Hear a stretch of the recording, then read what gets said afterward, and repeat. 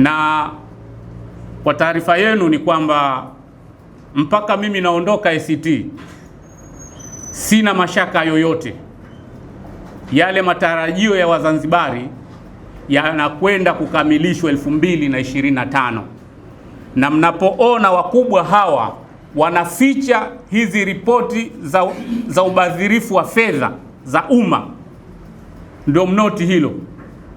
Kitakachozuia ACT kuchukua serikali ni kudura ya Mwenyezi Mungu tu, lakini kwenye mambo mengine yote mpaka mimi naondoka wasiwasi huo haupo. Na la pili ni kwamba nimekuja Chadema kwa sababu ACT na wenyewe wakiwa kwenye mamlaka ya kuongoza nchi, lazima kitokee chama makini kiweze kuisimamia, na chama hicho hakiwezi kuwa CCM.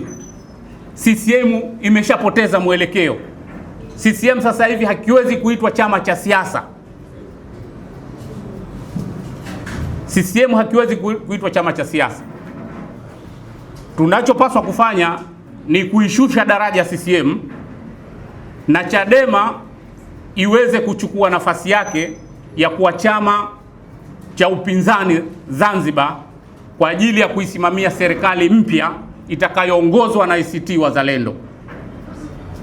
Na nimekuja Chadema kwa sababu ya kusaidiana na wenzangu kwenye wajibu huo wa kuisimamia serikali mpya itakayoundwa baada ya uchaguzi mkuu ujao.